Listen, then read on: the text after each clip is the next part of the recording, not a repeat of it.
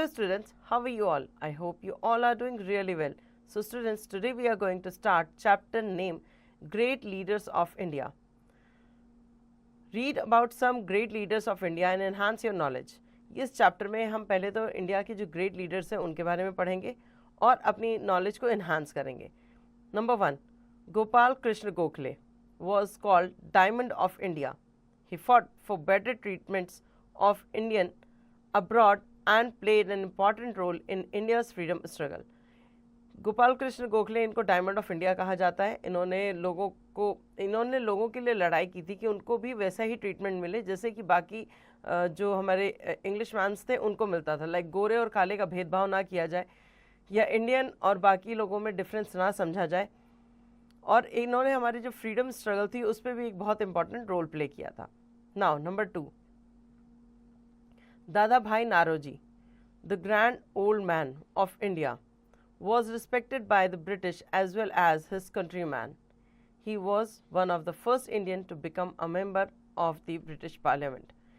दादा भाई नारोजी जो थे, इन्हें ग्रैंड ओल्ड मैन कहा जाता है इंडिया का. ब्रिटिशर्स भी इनकी रिस्पेक्ट करते थे. ये पहले ऐसे इंडियन थे जिन्हें ब्रिटिश पार्लियामेंट में एक जगह मिली थी या वो वहाँ के मेंबर बने थे. Number 3, Jayaprakash Narayan, a brave son of Bihar, took active part in India's freedom struggle. He was loved and respected by the common people who called him लोक नायक. इन्हें लोक नायक का दर्जा दिया गया. ये बिहार के थे और इन्होंने फ्रीडम की स्ट्रगल में बहुत एक्टिवली पार्टिसिपेट किया और इन्हें बहुत कॉमन पीपल जो थे इन्हें बहुत प्यार करते थे, इसलिए इन्हें लोक नायक कहा गया, जयप्रकाश नारायण जी को. नंबर 4 पे है Maulana Abdul Kalam Azad. Was a quite yet strong face in India's struggle for freedom. A deeply religious man, he contributed a lot toward improving education in India. So मौलाना अब्दुल कलाम आज़ाद जो थे, इन्होंने ये बहुत शांत थे मगर स्ट्रॉन्ग थे. इनका ये भी एक ऐसे फेस हैं जिन्होंने हमारी इंडियन जो इंडिपेंडेंस थी, हमारा जो फ्रीडम था उसके लिए बहुत स्ट्रगल किया.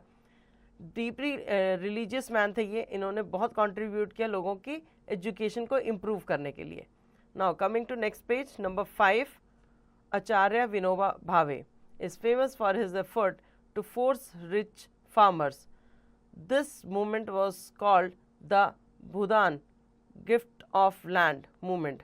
Now number 5, Acharya Vinoba Bhave is famous for his effort to force rich farmers.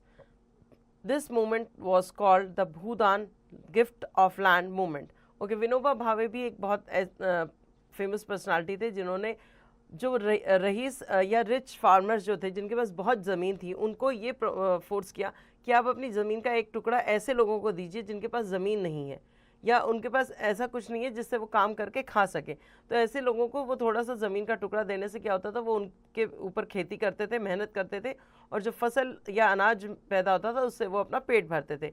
तो इस मूवमेंट को नाम दिया गया भूदान मूवमेंट. भू मतलब भूमि, भूमि का दान movement. Okay, now number 6, Bhimrao Ramji Ambedkar. Bhimrao Ramji Ambedkar ये हमारी हिस्ट्री में एक बहुत फेमस पर्सनालिटी हैं. आगे पढ़ते हैं इनके बारे में. Was an Indian jurist, economist, social reformer and political figure who served as a chairman of committee that drafted the constitution of India from discussion in the constitutional assembly. Okay, constitution assembly में जो हमारे constitution है उसको बनाने में सबसे बड़ा हाथ जो था वो मिस्टर भीमराव रामजी अंबेडकर जी का था. ये ज्यूरिस्ट थे, इकोनॉमिस्ट थे, सोशल रिफॉर्मर थे और पॉलिटिकल फिगर भी थे. इन्होंने एक कमेटी ड्राफ्ट की जिसमें बहुत सारे लोगों को बैठाया गया और उनमें से ये एक मेन मेंबर थे जिन्होंने ये ड्राफ्ट किया कि हमारी जो इंडियन कॉन्स्टिट्यूशन है उसमें क्या क्या चीज़ें हमारे पास होनी चाहिए, किनको किस तरह का अधिकार मिलना चाहिए. तो he is a very famous personality in our history. Now number 7, Rajendra Prasad. Rajendra Prasad हमारी कंट्री के पहले प्रेसिडेंट थे.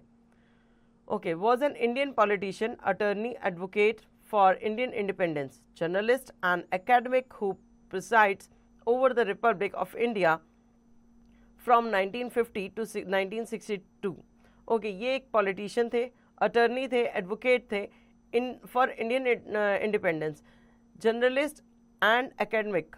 अच्छा, ये क्या था, ये हमारी इंडियन, मैंने आपको बताया था कि हमारे जो राजेंद्र प्रसाद जी थे, ये हमारे पहले प्रेसिडेंट थे हमारी कंट्री के। हमारे आज़ाद भारत के 1950 से लेकर 1962 तक इन्होंने प्रेसिडेंट की पोस्ट संभाली थी हमारी कंट्री में। और इनके बहुत से प्रोफेशन थे, लाइक पॉलिटिशियन भी थे, अटर्नी भी थे, एडवोकेट भी थे। सो इसलिए ये एक बहुत फेमस पर्सनालिटी है हमारी कंट्री के। नाउ नंबर 8 पे है मिस्टर भगत सिंह। भगत सिंह, शहीद भगत सिंह के नाम से भी आप इन्हें जानते हैं। Bhagat Singh was an Indian anti-colonial revolutionary. He took part in a largely symbolic bombing of Central Legislative Assembly in Delhi. So Bhagat Singh के बारे में आपने बहुत कहानियाँ सुनी, इनके ऊपर बहुत सी मूवीज़ भी बनी हैं। अगर आप इनके बारे में और जानना चाहते हैं तो उन्हें देख सकते हैं।